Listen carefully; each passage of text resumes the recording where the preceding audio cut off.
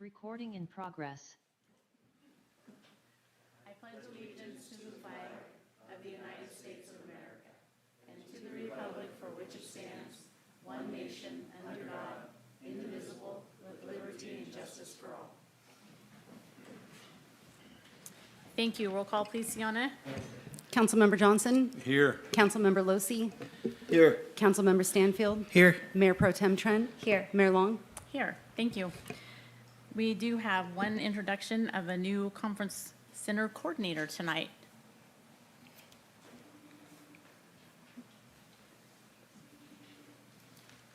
Good evening. I need to fix this. Mayor Long and City Council members. The newest conference center coordinator really needs no introduction because everybody already knows who she is. She's worked for the city of Fortuna as a police dispatcher for 9 years, and she was also a CSO for Fortuna. It's Kaylin Stainbrook, in case you hadn't guessed. But there are a few things that you may not know about her. Her favorite movie is Ever After. I didn't know that. Her favorite hobbies are playing softball, camping, and designing plans for houses. Her favorite food is dulce de leche ice cream, and she'll never be caught eating octopus. Her favorite color is not pink, but I'm adjusting. Kaylin has been married for 8 years and has 2 children, and I feel extremely lucky to have Kaylin as the new conference center coordinator at River Lodge. She brings fresh ideas and experience that will surely boost the success of the River Lodge and the Monday Club. It's my pleasure to welcome Kaylin Stainbrook to the city of Fortuna. Thank you, Kaylin. I'm back. It's me again, Kaylin. I'm really excited to be working with Jennifer down at the River Lodge and the Monday Club. Apparently, I really like the Monday Club because, as you know, I was just working in there. And I don't have too much to say because she already said it all, but I'm looking forward to working with you all. Continued. All Thank you. right, welcome back. Thank you. Our next item is oral comments from the public. If you would like to address the council on anything that is You not. missed this She's not here. We're not doing that. If you would like to address the council on anything not on the agenda, you can have 3 minutes. Good evening, Mayor Long and Honorable City Council. So, unfortunately, I have some bad news to pass on to both the council and the public. We released this information over the weekend, but I just wanted to confirm it. And just for formalities, Casey Day, Chief of Police, Fortuna Police Department. It is with a heavy heart that I share the passing of retired Fortuna Police K-9 Nordy. Nordy passed away Saturday evening from natural causes, primarily age. Nordy joined the Fortuna Police Department in 2014 and served with 2 handlers during his time with the Fortuna Police Department, ultimately ending up with Sergeant Prima Fori from 2016 to 2019. In 2019, after 5 years of service, K-9 Nordy retired. He has enjoyed a full retirement with Sergeant Prima Fori and the Prima Fori family. And from my home to his, I wish the Prima Fori family all the prayers. It can be a very difficult time for the family and the children who have grown to create such a powerful bond with the dog. Nordy was an outstanding canine, no doubt, who had an exemplary career. During his career, he made many friends and protected many citizens and officers throughout the county of Humboldt. Nordy will be missed, and we are forever grateful for his service and the impact he made within the community and the department. A memorial stone has been commissioned in remembrance of Nordy, which will be displayed inside of the police department. Thank you. Thank you, Chief. Anyone else have any comments from the public? All right, seeing none, we'll close public comment. If you are watching from home, this is a Zoom meeting as well. If you would like to call in when we get to any of the items and give your input or make comments when we open public comment for each item, please dial the number on your screen, follow the directions there, and you will be able to speak. All right, moving on to our consent calendar. We have 5 items, including city council minutes, report of disbursements, approval of a memorandum of understanding between the city of Fortuna and the Fortuna Senior Center, award of a bid for the 2022 Vansel Tree Removal Project timber sale to Humboldt Redwood Company, and to ratify the First Amendment to agreement for the Chief of Police. Would anyone wish to pull anything? All right. Make a motion, we approve consent calendar items A through E. Second. We have a motion and a second to approve this consent calendar. All in favor? Aye. All right, thank you. Moving on to city council business.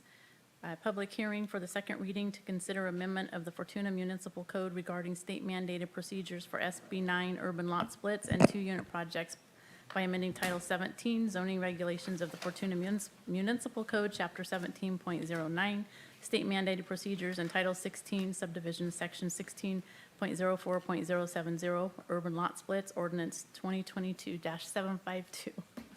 Staff report, please. Thank you, Mayor Long, for reading the title for us. That saves me a lot of explanation because it's kind of all in there. So yeah, this is the second reading. We held the first reading at the previous council meeting on the 1st, and it did vote, you did vote to pass that, so this is just the second reading. And it's for the state mandated subdivision lot splits, two-unit lot splits, or two-lot splits, and two-unit development projects within all residential neighborhoods. So and we do have the urgency ordinance that is in effect since January, and it's been in effect. We haven't had any applications for urban lot splits or developments, but we do have a couple of inquiries that look, like they may likely would be moving forward. They seem to be straightforward urban lot splits, so it is a complicated ordinance, but, so we appreciate that they're pretty straightforward, and, we'll be able to implement those. So for the second reading, I have the PowerPoint, but if you want to take a look at it, I'm just going to otherwise briefly go over, the design standards that are being added to that urgency ordinance really are, they're kind of straightforward design standards for consistency purposes, consistency between existing and new houses, and, for new units. Applying to garage conversions, entrance orientation, second-story decks and stairs, and really for privacy impacts, window standards and things like that. So none of the standards have changed. Several minor changes have been, and I've described those briefly in the staff report, really just for editing and clarity. It moved the planning commission use permit for exceptions, to just a location where I think it's more clear. Noticed a couple of edits that I removed, references to ADUs, and then on the historic properties table, deleted the columns that apply to standard properties because they are already in the language of the code, and there was a few inconsistencies between those, so I just deleted that column altogether, and the language sections will be implemented. So if you have any questions, I'll pass that back to the council. Thank you, Liz. Any questions from the council? I'll open public comment. Does anyone from the public wish to comment on this item? All right, seeing none, we'll close public comment and move back to the council. I'll just make a comment that I'm really glad that we did send this back to the planning commission rather than piecemeal. It is, yeah. So it's more complete at this point. Yeah, I think they're very reasonable design standards, and, they're for privacy and consistency between neighborhoods, so that they're beneficial. I'll make a motion to hold the second reading and adopt ordinance 2022-752 and read by title only. I'll second. All right, we have a motion and a second. Sienna? Ordinance 2022-752, an ordinance of the City Council of the City of Fortuna, amending Chapter 17.09, state mandated procedures of Title 17, zoning regulations of the Fortuna Municipal Code, and by amending Section 16.04.070, urban lot splits of Title 16, subdivisions, and determining the ordinance to be exempt from CEQA and repealing urgency ordinance number 751. Councilmember Johnson? Yes. Councilmember Losi? Yes. Councilmember Stanfield? Yes. Mayor Pro Tem Trent? Yes. Mayor Long? Yes. All right, thank you. Moving on to our next item, which is a discussion regarding the Fortuna Business Improvement District staffing. Staff report, please. Merritt? Thank you, Mayor Long. I'm going to share a PowerPoint presentation that I put together for this. One second.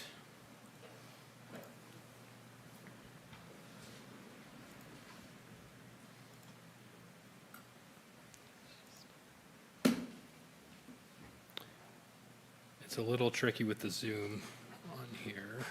Let's see.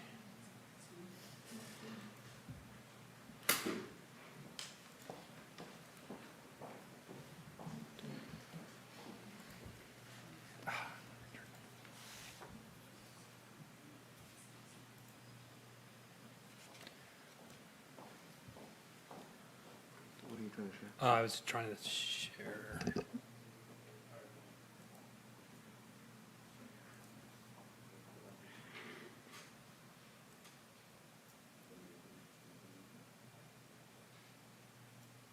We appreciate your patience while we try to navigate new technology.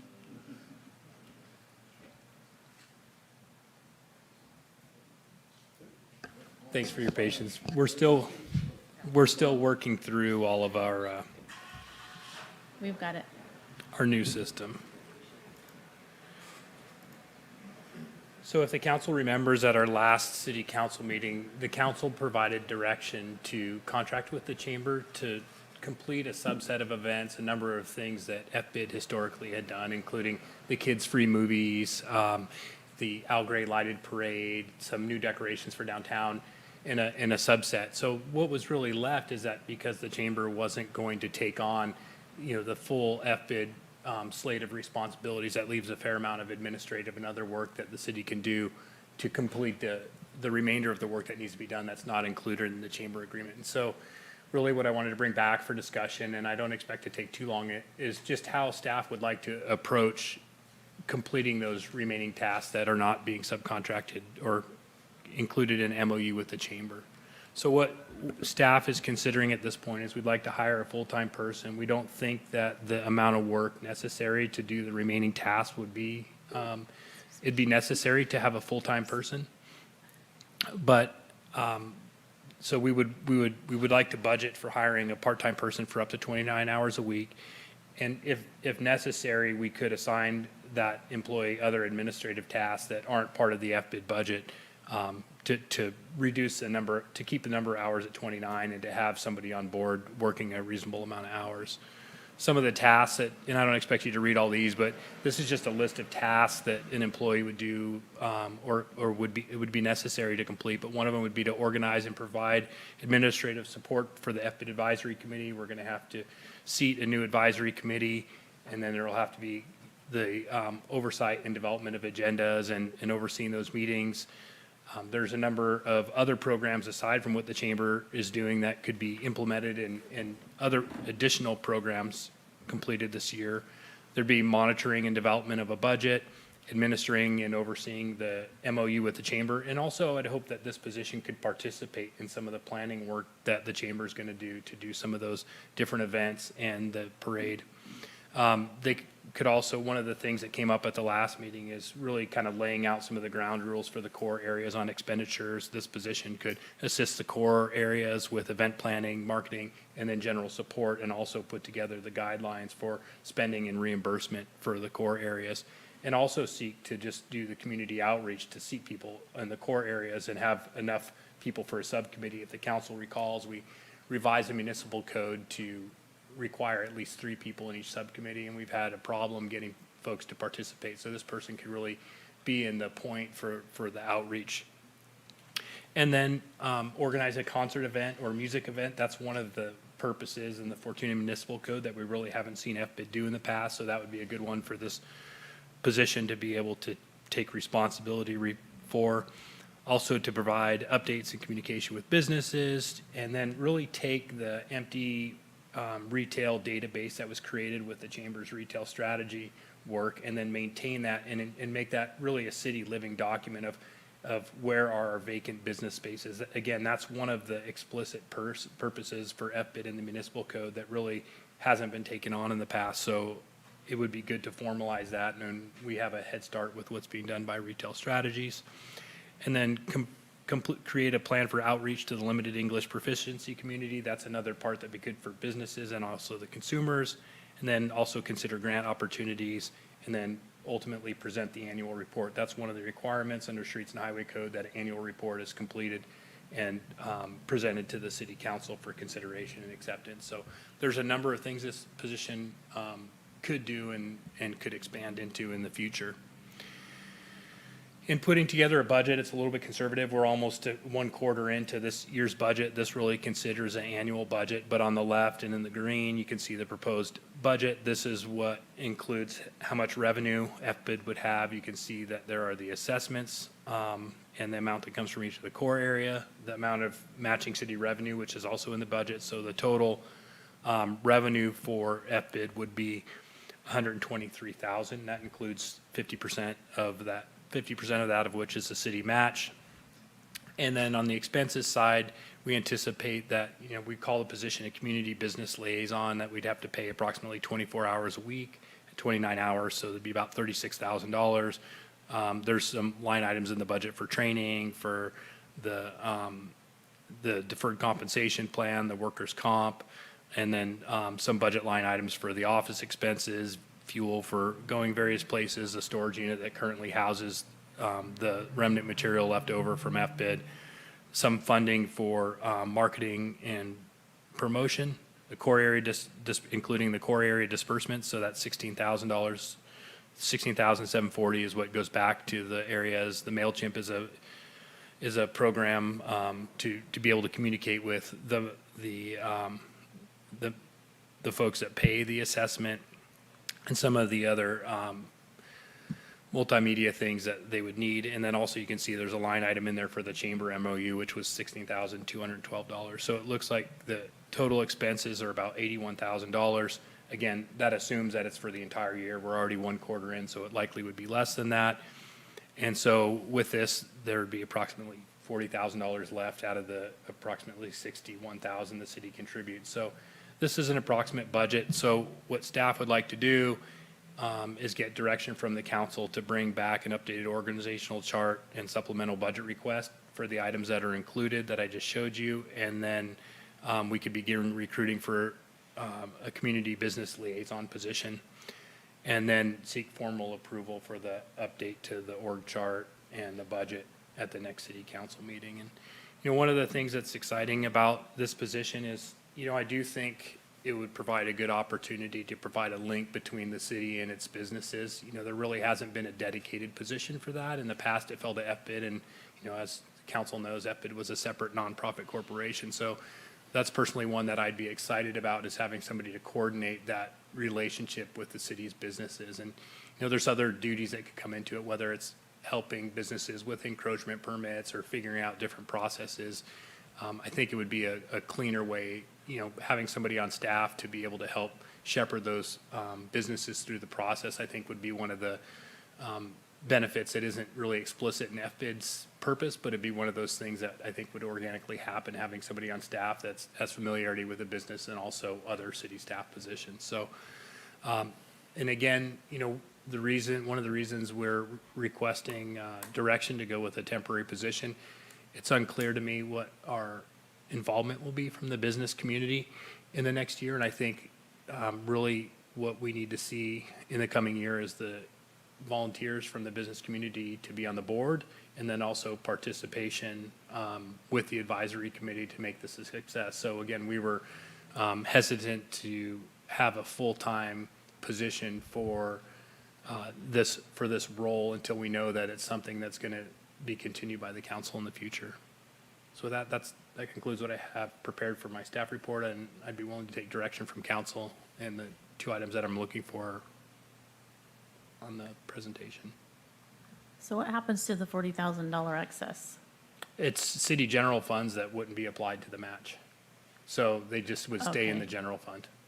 Okay, And the 60,000 would be expended first from the FBID assessment, and then any remainder would be left. And similarly, if, we increase the budget and we brought something more to the council, if we don't include it in the budget that we bring back in a supplemental budget request, we'd have to ask for permission. So say, for example, we came back and we wanted to do, a whole new wayfinding or themes for decorating for downtown, we needed more money for signs, and that expense was above what we had budgeted. We'd have to bring that back, but then we'd have, even though the money's already in the budget, we'd want to bring that to council for approval.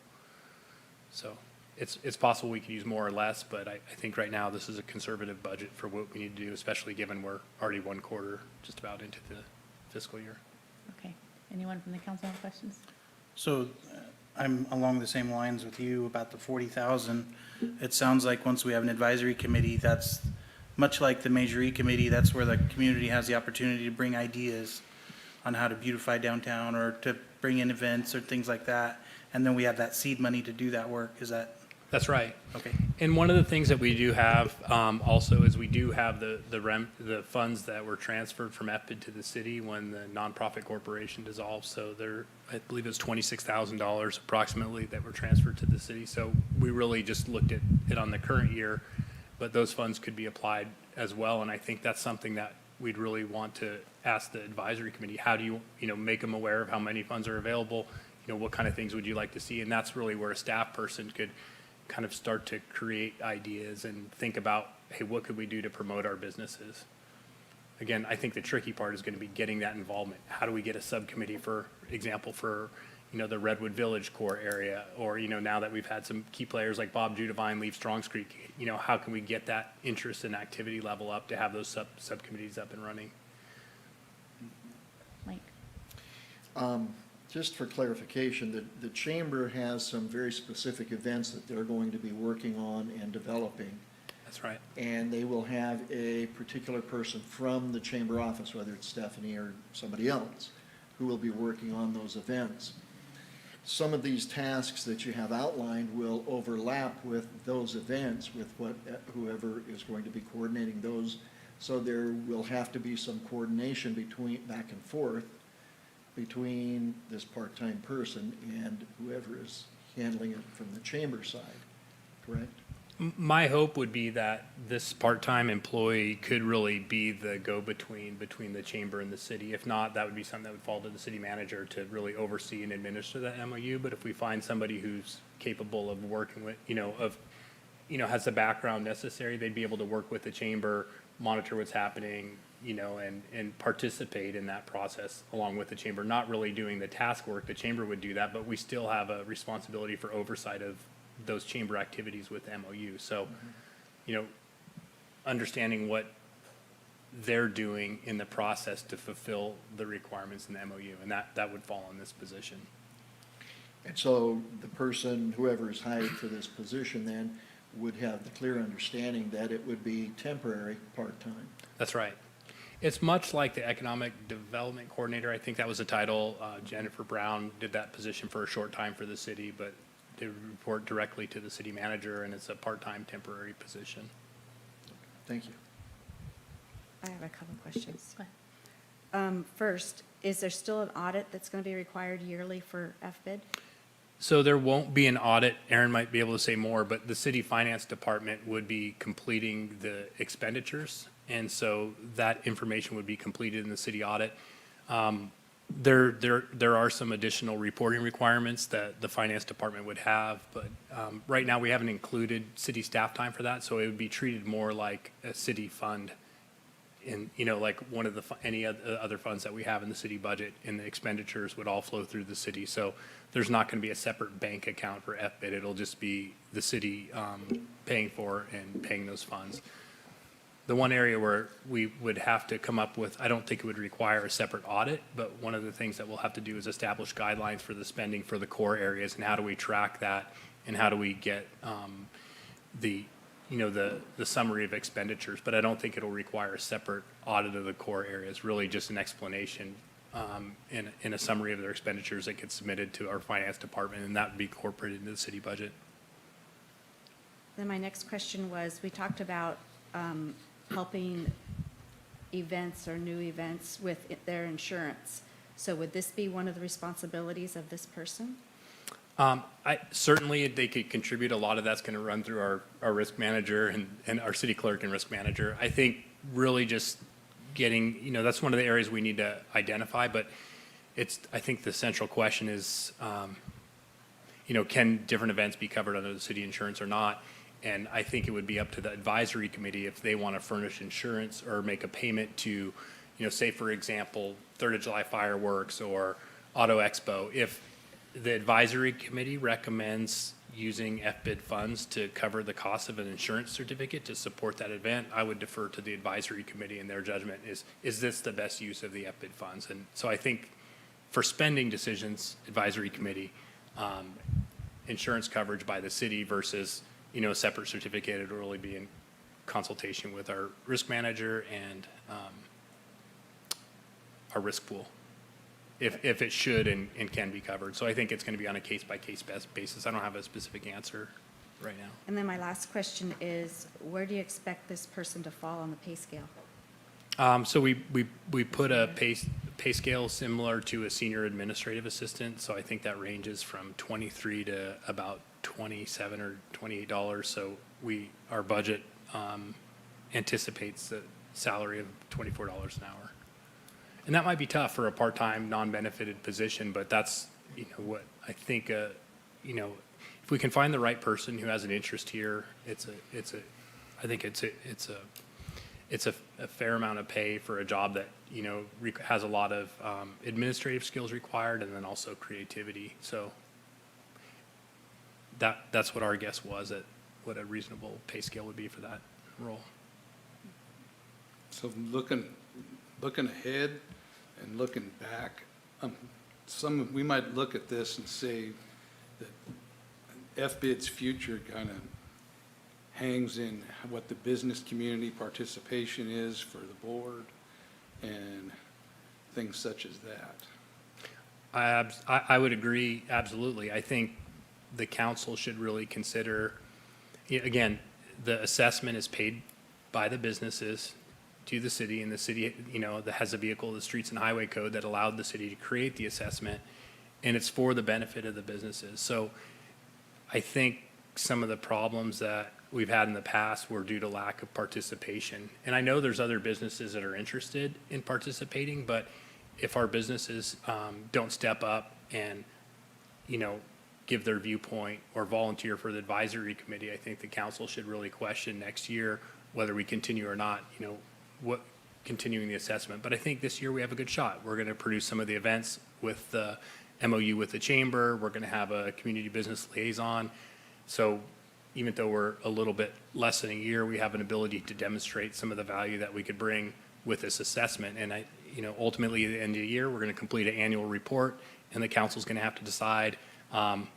They'll have, the request will be to accept the annual report, and then the decision will be, do we renew this again? And I think we should wait to hear from our businesses and see what they think and whether or not they want it. But the sentiment at the last meeting, Councilmember Johnson, I don't think you were here, but a lot of the folks that were here did say they valued what FBID can provide, and so that was the sentiment among most of the businesses that showed up. It's just unfortunate that we've gotten to this point, and a lot of it, stems from lack of participation from the business community, but also a lack on the city's part for oversight. We have now evolved FBID into partly city, more city than what I would have liked, because when government takes something over like this, they never do a good job. And I'm hoping for the best, and I hope that the business community steps up, and I hope that the chamber can do what they need to do to bring these events back, and that at the end of this fiscal year, the council is able to put this back to the business community, and so we become a pass-through again for these fees. That's what it was meant to be all along. So that's what we're shooting for, I hope, in the future. Well, that's what I hope. I mean, I'd like to see it succeed again, and I know that there's parts of FBID that really the business community took advantage of, insurance being one of them, because we all know what insurance rates have done. And for having events downtown, and I'm not sure about Strong's Creek Plaza, but they may have participated in that too, I'm not sure. but it'd be nice to get representation from the community on to an advisory board so that they're participating and learning how all this functions. So I think one of the steps, again, the recommendation is to direct staff to complete the updated organizational chart and advertise for a community business liaison. And then the other part, which I don't really need direction for, is because it's already in the municipal code, is to advertise for volunteers for the advisory committee. But I don't think I'd want to wait on that. I think we want to do that as soon as possible. And as we bring somebody on board, have them integrate. But I think for now, the city manager's office would take that up with assistance from other staff. And, you know, that way we could get things moving and have a advisory committee in place even as we bring that person on. So those are the main focus. I'd expect the approval of the organizational chart and the budget request to be pretty routine and not require a lot of discussion. Most of the things I showed you, they'd reflect what I showed you this evening. The money is there, and I think the sooner you move on it, the better. That's my feeling. Merritt, I would like to work on a letter to send out to all the businesses. Can we just use our business license database and send a letter explaining what we're trying to do and the involvement that we need from businesses and how to apply? Yeah, for the advisory I need to think about that. There's an email listserv that was developed, but it has about 983 addresses, and a lot of them are, you know, go beyond our businesses. So I'm not sure what that would take, but yes, we can find a way to do that, is the short answer.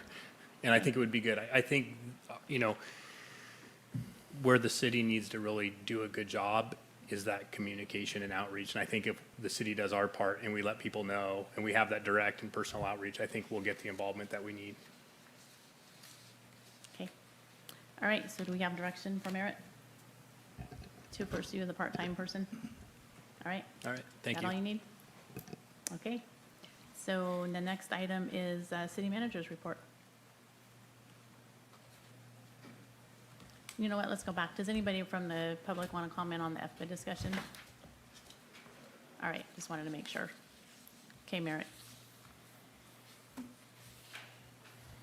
I have a PowerPoint presentation that I'd like to show with the meeting agenda. I'd like to review our upcoming meeting schedule. So our next regular council meeting is on September 6th. And just to remind everybody, that's on a Tuesday at 6 o'clock p.m. to recognize the holiday on the 5th. On September, then our next council meeting after that will be on September. Thank you. Let me start from the beginning. Our next regular council meeting will be on Tuesday, September 6th. And after that, our next regular council meeting will be on September 19th. We have our planning commission meeting on August 23rd at 6 o'clock p.m. Our Roner Community Recreation and Park District meeting, September 7th. And then our next Measure E meeting is on September 20th. And so one of the things that we're doing right now is we do have the ability for the public to join the Zoom meetings. I see that there are some people that have joined in tonight.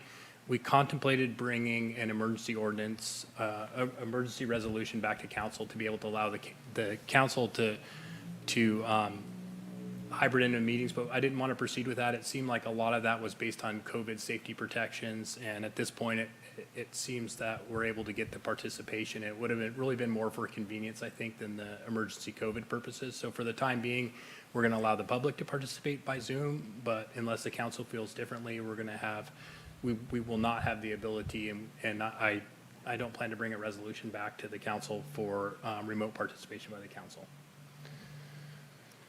So the next, a few other items I want to report on. We do have 5 qualified candidates to run for city council. I think this will be the first time in a while that we've had more people running than we've had positions, so it's great to see people interested and wanting to get involved.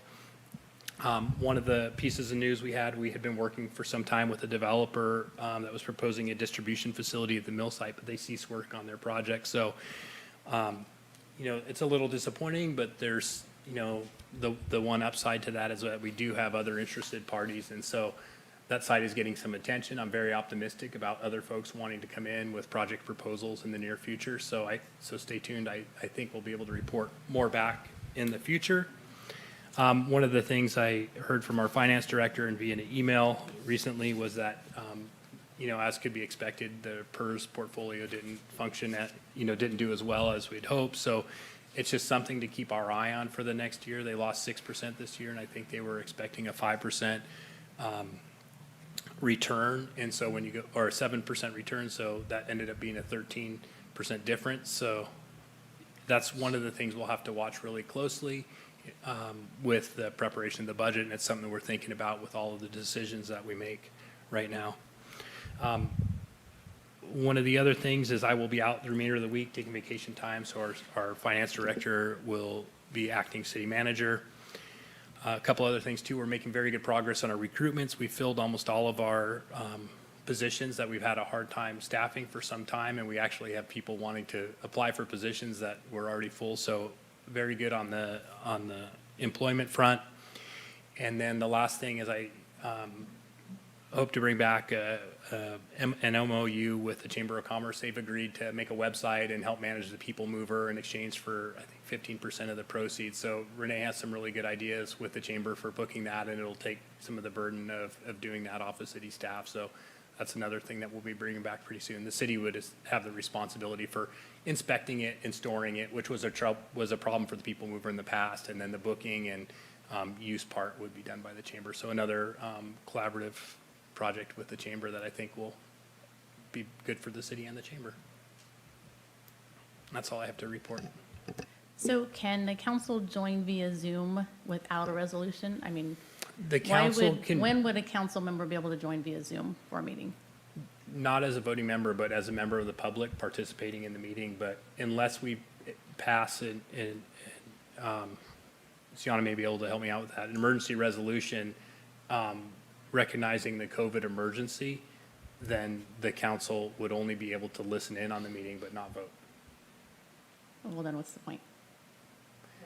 Okay. Right, so it's really for the public, we have the hybrid capability for the public, and if the council is concerned and would like us to, pass a resolution allowing council member participation remotely, due to the COVID concerns, we're happy to bring it back, but right now, it seems like that isn't the direction that the council was preferring. So I'm happy to take direction if the council wants to see that. We have future agenda items. I'm happy to put it on there. So if somebody's just on vacation, you can't participate? Not unless we pass we adopt an emergency resolution and find that necessary for the COVID emergency. Well, we're not going to go on vacation if we have COVID, so that doesn't work. Right. Well, you could pass the resolution and then you could participate if you're on vacation, but the premise for the remote participation is that it's to protect public health and HCOG. Well, we wouldn't be doing It's on the that. consent calendar every month.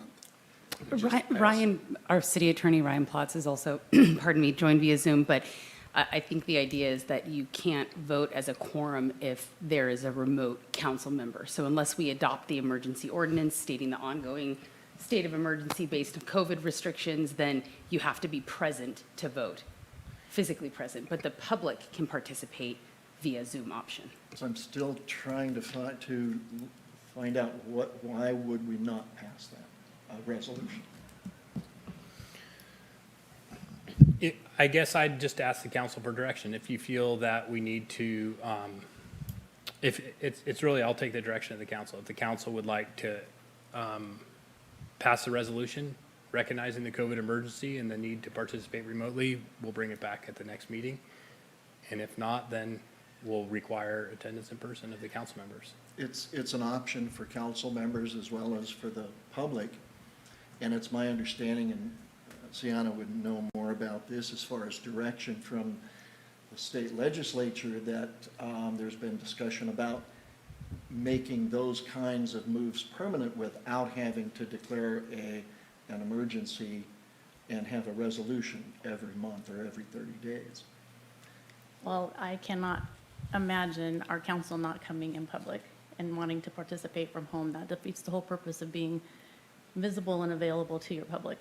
Oh, absolutely, but it does give an option, like when Mike was on vacation out They're of saying town. it's not for vacation, it's only if you have COVID. With the resolution, you could still participate remotely, but Absolutely. the premise is that it's for the protection, not for convenience, I think. is the distinction. And so when I was reading that emergency resolution our city attorney put through, it didn't seem like the reason that the council was considering doing it, so I felt uncomfortable proceeding for those purposes. Certainly, you could participate remotely, even if it wasn't a COVID-related reason, if we have the resolution, but It just gives us an option. I kind of like that because you never know when we're going to come down with a flu or something important's on the agenda and we have to be out of town or something. It's nice to actually be able to participate and have the full council. I'd be happy to put it on a future agenda. It sounds like We've there's also been interest. very flexible when we know that people are going to be gone and moving something really important to the next meeting. Ryan is usually- on and available for comment now. Hey, Ryan, you want to weigh in? Yeah, I was just going to say, it's probably a good idea to just leave it as a consent item throughout the state of emergency, which at the state level, which is still in effect. Once that state of emergency is no longer declared by the governor, then in order to use the virtual meeting allowance, the council will have to make specific findings that virtual meetings are necessary for the health and safety of the council and the public. And so for now, while we have that state of emergency, it's probably not a bad idea to just leave it on consent for each meeting to be utilized if needed. So health and safety is not the same as convenience for when you're on vacation, so that's a whole different thing. Correct. The state of emergency overrides any need to make health and safety findings, so long as it's in place. But once it's gone, then you'll have to make specific findings. And, convenience, being out of town, those types of things that are unrelated to the pandemic would not be sufficient. We're happy to bring it. We have a staff report together in a resolution. We can bring it to the next meeting. So I'll treat this as a future agenda item, and we'll bring it back, and the council can contemplate it with the resolution in front of them. Okay, I have one more question. A few years ago, I was on a city business trip down in the LA area, and I was able to participate in a meeting by having it agendized and putting a agenda on the hotel room door. Is that something that is still an option if we happen to be out of town, or is that? Yes, and, I'll let our city attorney weigh in, but I believe we can publicly notice that location and have it posted on the door, but theoretically it'd be available to the public. So yes, that's still the same option. With the emergency proclamation or resolution, I don't think you have to do that, but Ryan would know. Ryan, But do you it's want not to? health and Yeah, welfare, so if she's on vacation, it's I different. don't think it matters because of the It state matters. emergency proclamation. So I think, So that's why I was saying, if we just keep it on consent and reaffirm the findings each meeting, then any council member can use it for any meeting because it's something we're doing on a routine basis. If we put it for a one-off for a council member being out of town, then it looks to be totally unrelated to the pandemic. And so that's why I think if we just leave it as a consent item for all future meetings until the state of emergency has been rescinded, that gives the council the flexibility. I know your strong preference is to be there in person, and of course, you can still continue to do that. With respect to the default virtual meeting provisions under the Brown Act, generally speaking, under the Brown Act, you're supposed to still be within the jurisdiction of the city when you remote in, posting the meeting on the front door and having that location open.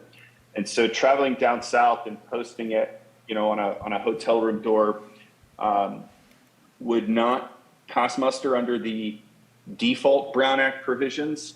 But those, I think, are going to get revamped post-pandemic because I think the legislature has seen that the virtual meeting allowance through the pandemic has actually increased rather than decreased public participation. The technology is better. A lot of public entities are putting in the technology like the city has to continue to utilize this. And so I think we will see some legislation prior to the state of emergency being rescinded that in some way, shape, or form makes these types of allowances permanent, to give council some flexibility going forward.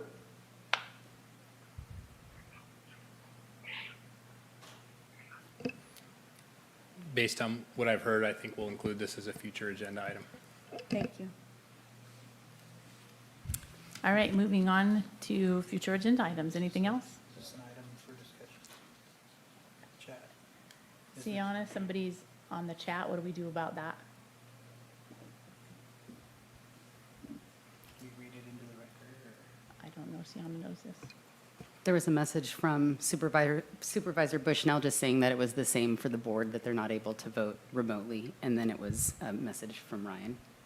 Okay, thanks. All right, any other future agenda items that we haven't talked about before?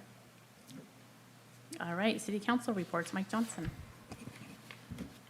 Well, it's been an interesting July and August so far.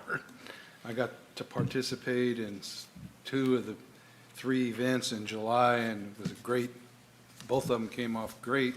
Participation, public, people from out of town, was an awesome thing.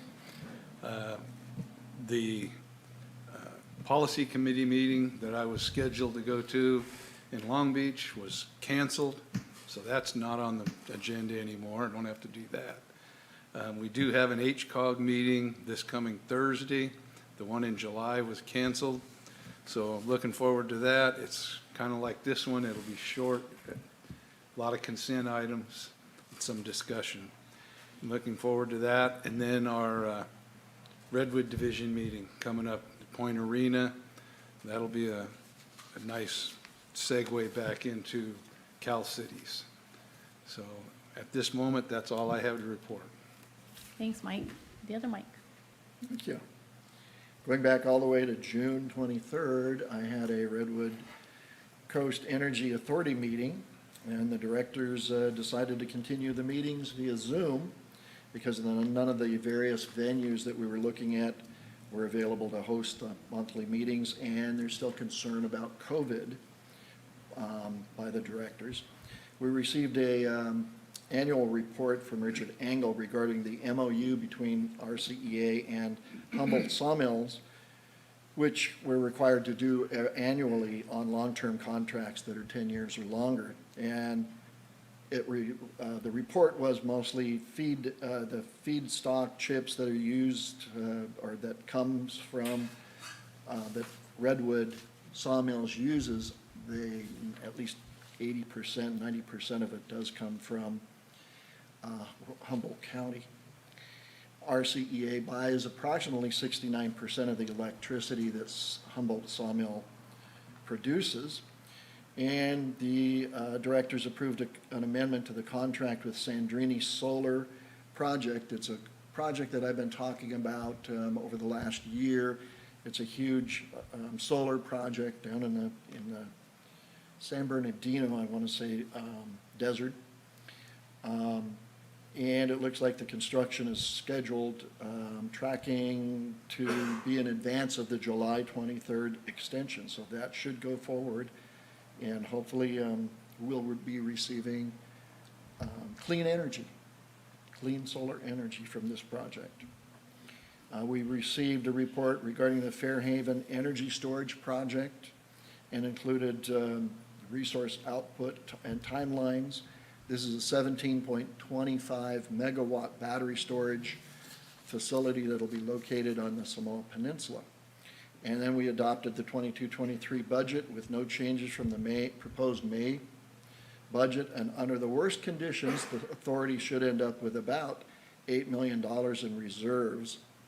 And under favorable conditions, we should end up with around $30 million in reserves.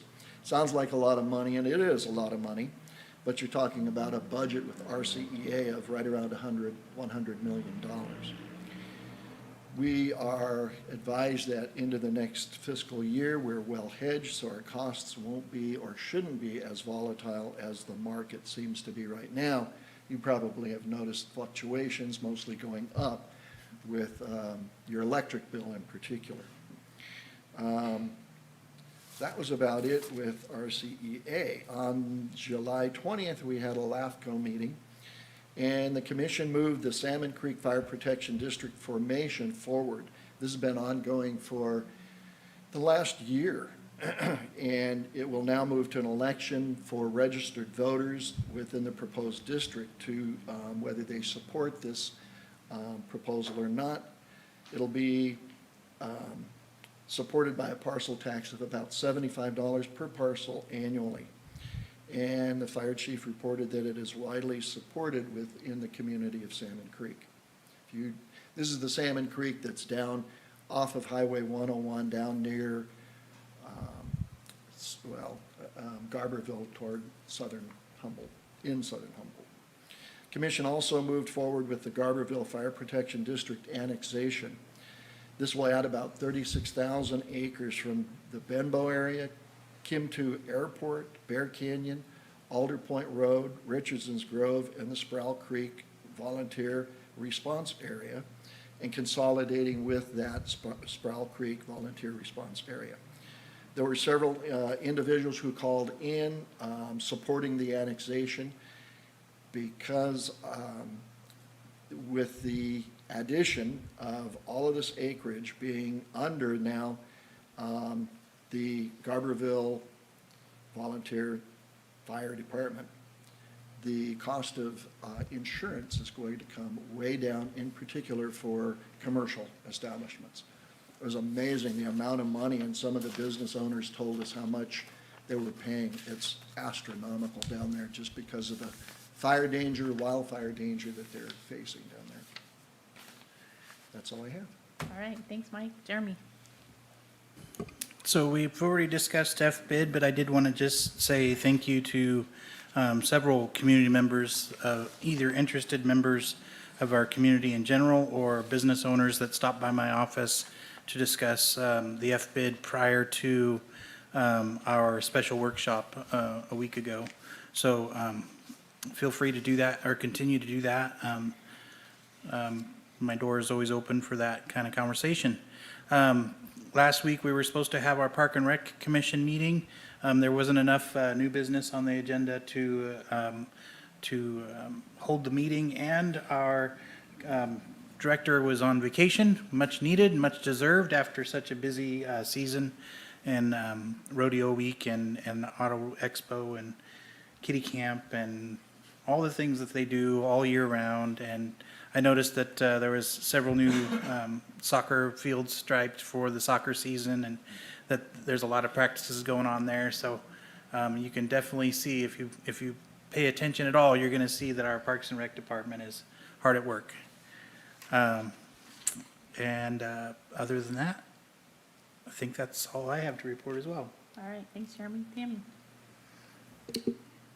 I just want to report that Hops and Humboldt is August 27th, and it's, what was it, 2 years or 3 years? That we didn't have it? Yeah. 2. 2 years that we didn't have it, so it's back on again. And just remember, 100% of those profits made from that goes back into the community for grants, so it's a good program there. And then I've had a lot of people ask me about apple harvest. And so I actually talked to Cliff Condenin, who puts it on, and since he's had knee surgery, he doesn't have quite the time that he did.